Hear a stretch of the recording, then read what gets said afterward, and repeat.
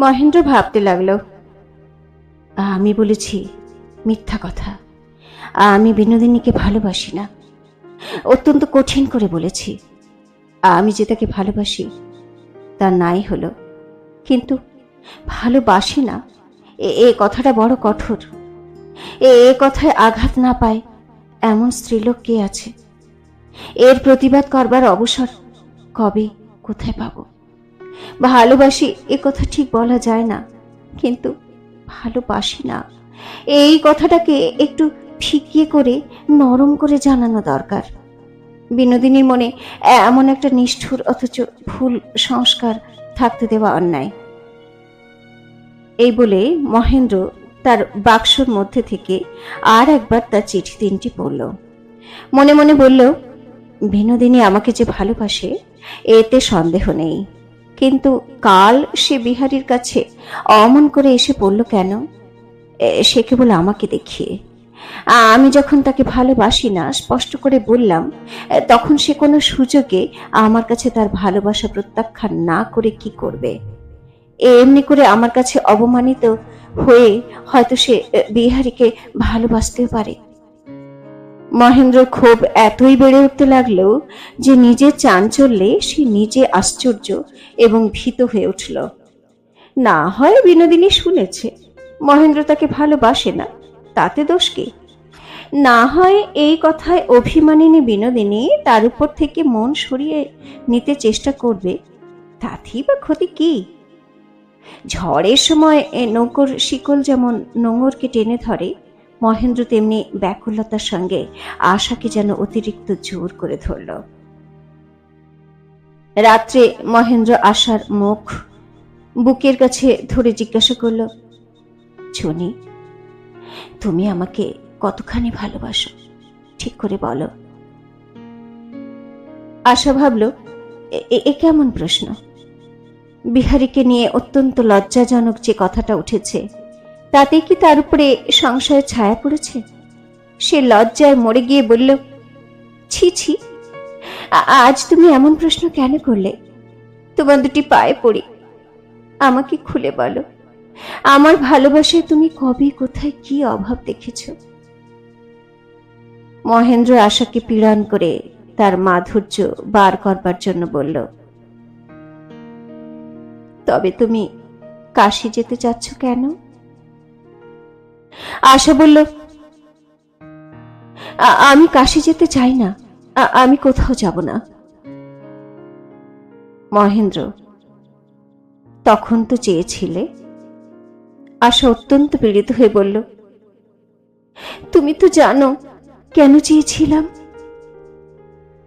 মহেন্দ্র, আমাকে ছেড়ে তোমার মাসির কাছে বোধহয় বেশ সুখে থাকতে। আশা বলল, কখনো না, আমি সুখের জন্য যেতে চাইনি। মহেন্দ্র বলল, আমি সত্যি বলছি চুনি, তুমি আর কাকেও বিয়ে করলে ঢের বেশি সুখী হতে পারতে। শুনে আশা চকিতের মধ্যে মহেন্দ্রের বুক থেকে সরে গিয়ে বালিশে মুখ ঢেকে কাঠের মতো আড়ষ্ট হয়ে রইল। মুহূর্ত পরেই তার কান্না আর চাপা রইল না। মহেন্দ্র তাকে সান্ত্বনা দেবার জন্য বুকে তুলে নেবার চেষ্টা করল। আশা বালিশ ছাড়ল না। পতিব্রতার এই অভিমানে মহেন্দ্র সুখে গর্বে ধিক্কারে ক্ষুব্ধ হতে লাগল। যে সব কথা ভিতরে ভিতরে আভাসে ছিল সেইগুলো হঠাৎ স্পষ্ট কথায় পরিস্ফুট হয়ে সকলের মনে একটা গোলমাল বাঁধিয়ে দিল। বিনোদিনী মনে মনে ভাবতে লাগলো, অমন স্পষ্ট অভিযোগের বিরুদ্ধে বিহারী কেন কোনো প্রতিবাদ করল না? সে যদি মিথ্যা প্রতিবাদও করত তাহলেও যেন বিনোদিনী একটু খুশি হতো।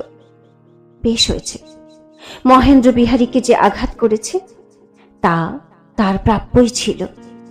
বিহারীর মতো অমন মহৎ লোক কেন আশাকে ভালোবাসবে? এই আঘাতে বিহারীকে যে দূরে নিয়ে গেছে সে যেন ভালোই হয়েছে। বিনোদিনী যেন নিশ্চিন্ত হল। কিন্তু বিহারীর সে মৃত্যু বা অনাহত রক্তহীন পাংশু মুখ বিনোদিনীকে সকল কর্মের মধ্যে যেন অনুসরণ করতে লাগলো। বিনোদিনীর অন্তরে যে সেবা পরায়ণা নারী প্রকৃতি ছিল, সে সেই আত্মমুখ দেখে কাঁদতে লাগলো। রুগ্ন শিশুকে মাতা যেমন বুকের কাছে দুলিয়ে বেড়ায়, তেমনি সেই আতুর মূর্তিকে বিনোদিনী আপন হৃদয়ের মধ্যে রেখে দোলাতে লাগলো। তাকে সুস্থ করে সেই মুখে আবার রক্তের রেখা, প্রাণের প্রবাহ, হাসির বিকাশ দেখবার জন্য বিনোদিনীর একটা অধীর ঔৎসুক্য জন্মালো।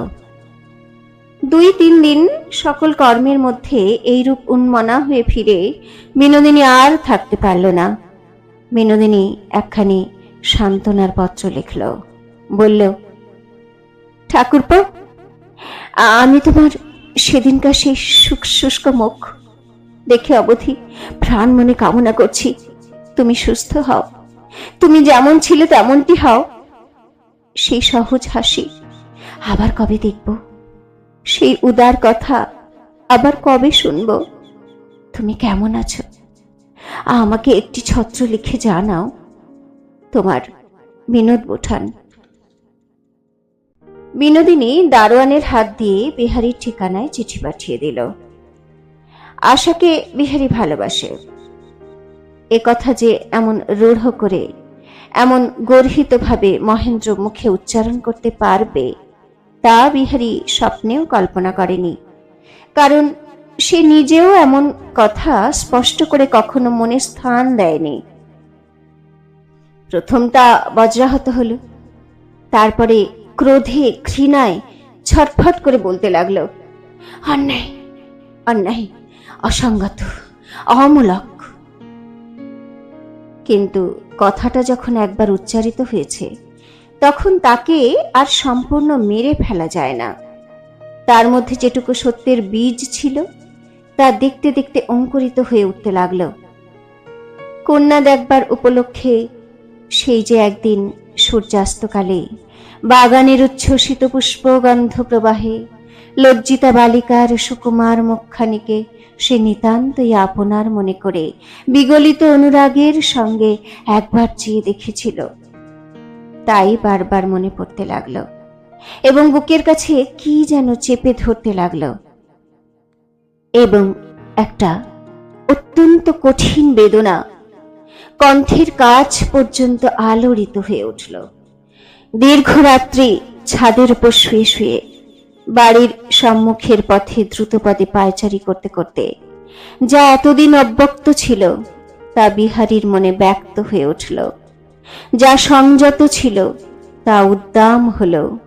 নিজের কাছেও যার কোনো প্রমাণ ছিল না, মহেন্দ্রের বাক্যে তা বিরাট প্রাণ পেয়ে বিহারীর অন্তর বাহির ব্যাপ্ত করে দিল। তখন সে নিজেকে অপরাধী বলে বুঝল। মনে মনে বলল, আমার তো আর রাগ করা শোভা পায় না। মহেন্দ্রের কাছে তো ক্ষমা প্রার্থনা করে বিদায় নিতে হবে। সেদিন এমন ভাবে চলে এসেছিলাম যেন মহেন্দ্র দোষী, আমি বিচারক। সে অন্যায় স্বীকার করে আসব।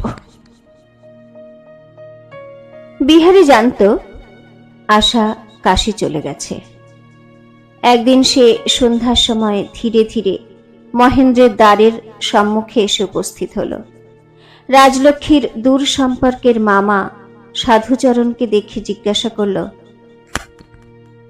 সাধুদা, কদিন আসতে পারিনি, এখানকার সব খবর ভালো? সাধুচরণ সকলের কুশল জানালো। বিহারী জিজ্ঞাসা করল, বোঠান কাশীতে কবে গেলেন? সাধুচরণ বলল, তিনি যাননি, তার কাশী যাওয়া হবে না। শুনে কিছু না মেনে অন্তঃপুরে যাবার জন্য বিহারীর মন ছুটল। পূর্বে যেমন সহজে, যেমন আনন্দে আত্মীয়ের মতো সে পরিচিত সিঁড়ি বেয়ে ভিতরে যেত, সকলের সঙ্গে স্নিগ্ধ কৌতুকের সঙ্গে হাস্যালাপ করে আসত, কিছুই মনে হতো না। আজ তা অবিহিত, তা দুর্লভ। জেনেই তার চিত্ত যেন উন্মুখ হলো। আর একটিবার, কেবল শেষবার, তেমনি করে ভিতরে গিয়ে ঘরের ছেলের মতো রাজলক্ষ্মীর সঙ্গে কথা সেরে একবার ঘোমটাবৃত আশাকে বোঠান বলে দুটো তুচ্ছ কথা কয়ে আশা তার কাছে পরম আকাঙ্ক্ষার বিষয় হয়ে উঠল। সাধুচরণ বলল, ভাই, অন্ধকারে দাঁড়িয়ে রইলে যে, ভিতরে চলো। শুনে বিহারী দ্রুত বেগে ভিতরের দিকে কয়েক পদ অগ্রসর হয়েই ফিরে সাধুকে বলল, যাই, একটা কাজ আছে, বলে তাড়াতাড়ি প্রস্থান করল। সেই রাত্রেই বিহারী পশ্চিমে চলে গেল। দারোয়ান বিনোদিনীর চিঠি নিয়ে বিহারীকে না পেয়ে চিঠি ফিরিয়ে নিয়ে এলো। মহেন্দ্র তখন দেউড়ির সম্মুখে ছোট বাগানটিতে বেড়াচ্ছিল। জিজ্ঞাসা করল, এ কার চিঠি? দারোয়ান সমস্ত বলল। মহেন্দ্র চিঠিখানি নিজে নিল। একবার সে ভাবল চিঠিখানা নিয়ে বিনোদিনীর হাতে দেবে।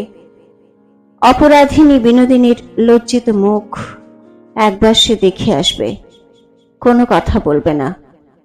এই চিঠির মধ্যে বিনোদিনীর লজ্জার কারণ যে আছেই, মহেন্দ্রের মনে তাতে কোনো সন্দেহ ছিল না। মনে পড়ল পূর্বেও আর একদিন বিহারীর নামে এমনি একখানা চিঠি গিয়েছিল।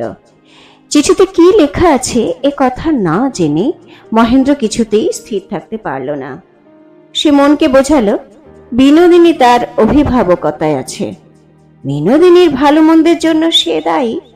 অতএব এরূপ সন্দেহজনক পত্র খুলে দেখাই তার কর্তব্য।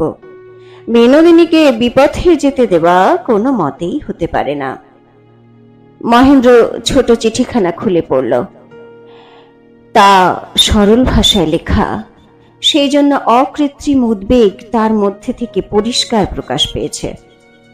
চিঠিখানা পুনঃ পুনঃ পাঠ করে এবং অনেক চিন্তা করে মহেন্দ্র ভেবে উঠতে পারল না বিনোদিনীর মনের গতি কোন দিকে। তার কেবলই আশঙ্কা হতে লাগল, আমি যে তাকে ভালোবাসি না বলে অপমান করেছি, সেই অভিমানেই বিনোদিনী অন্যদিকে মন দেবার চেষ্টা করছে। রাগ করে আমার আশা সে একেবারেই ছেড়ে দিয়েছে। এই কথা মনে করে মহেন্দ্রের ধৈর্য রক্ষা করা একেবারে অসম্ভব হয়ে উঠল। যে বিনোদিনী তার নিকট আত্মসমর্পণ করতে এসেছিল, সে যে মুহূর্তকালের মূঢ়তায় সম্পূর্ণ তার অধিকারচ্যুত হয়ে যাবে, সেই সম্ভাবনায় মহেন্দ্রকে স্থির থাকতে দিল না। মহেন্দ্র ভাবল, বিনোদিনী আমাকে যদি মনে মনে ভালোবাসে, তা বিনোদিনীর পক্ষে মঙ্গলকর। এক জায়গায় সে বদ্ধ হয়ে থাকবে। আমি নিজের মন জানি, আমি তো তার প্রতি কখনোই অন্যায় করব না। সে আমাকে নিরাপদে ভালোবাসতে পারে। আমি আশাকে ভালোবাসি, আমার দ্বারা তার কোনো ভয় নেই। কিন্তু সে যদি অন্য কোনো দিকে মন দেয়, তবে তার কি সর্বনাশ হতে পারে কে জানে। মহেন্দ্র স্থির করল, নিজেকে ধরা না দিয়ে বিনোদিনীর মন কোনো অবকাশে আর একবার ফেরাতে হবে। মহেন্দ্র অন্তঃপুরে প্রবেশ করতেই দেখল বিনোদিনী পথের মধ্যেই যেন কার জন্য উৎকণ্ঠিত হয়ে প্রতীক্ষা করছে। অমনি মহেন্দ্রের মনে চকিতের মধ্যে বিদ্বেষ চলে উঠল। বলল, ওগো, মিথ্যে দাঁড়িয়ে আছো, দেখা পাবে না, এই তোমার চিঠি ফিরে এসেছে, বলে চিঠিখানা ফেলে দিল। বিনোদিনী বলল, খোলা যে। মহেন্দ্র তার জবাব না দিয়ে চলে গেল। বিহারী চিঠি খুলে পড়ে কোনো উত্তর না দিয়ে চিঠি ফেরত পাঠিয়েছে মনে করে বিনোদিনীর সর্বাঙ্গের সমস্ত শিরা দপদপ করতে লাগলো। যে দারোয়ান চিঠি নিয়ে গিয়েছিল তাকে ডেকে পাঠালো। সে অন্য কোনো কাজে অনুপস্থিত ছিল, তাকে পাওয়া গেল না। প্রদীপের মুখ থেকে যেমন জ্বলন্ত তৈল বিন্দু খরে পড়ে, রুদ্ধ শয়নকক্ষের মধ্যে বিনোদিনীর দীপ্ত নেত্র থেকে তেমনি হৃদয়ের জ্বালা অশ্রু জলে গলে পড়তে লাগলো। নিজের চিঠিখানা ছিঁড়ে ছিঁড়ে কুটি কুটি করে কিছুতেই তার সান্ত্বনা হলো না। সেই 2-4 লাইন কালির দাগকে অতীত থেকে বর্তমান থেকে একেবারে মুছে ফেলবার, একেবারে না করে দেবার কোনো উপায় নেই কেন? ক্রুদ্ধা মধুকরী যাকে সম্মুখে পায় তাকেই দংশন করে। ক্ষুব্ধা বিনোদিনী তেমনি তার চারিদিকের সমস্ত সংসারটাকে জ্বালাবার জন্য প্রস্তুত হলো। সে যা চায় তাতেই বাধা, কোনো কিছুতেই কি সে কৃতকার্য হতে পারবে না? সূর্য যদি না পেল, তবে যারা তার সকল সুখের অন্তরায়, যারা তাকে কৃতার্থতা হতে ভ্রষ্ট, সমস্ত সম্ভবপর সম্পদ হতে বঞ্চিত করেছে, তাদেরকে পরাস্ত ধুলি লুণ্ঠিত করলেই তার ব্যর্থ জীবনের কর্ম সমাধা হবে।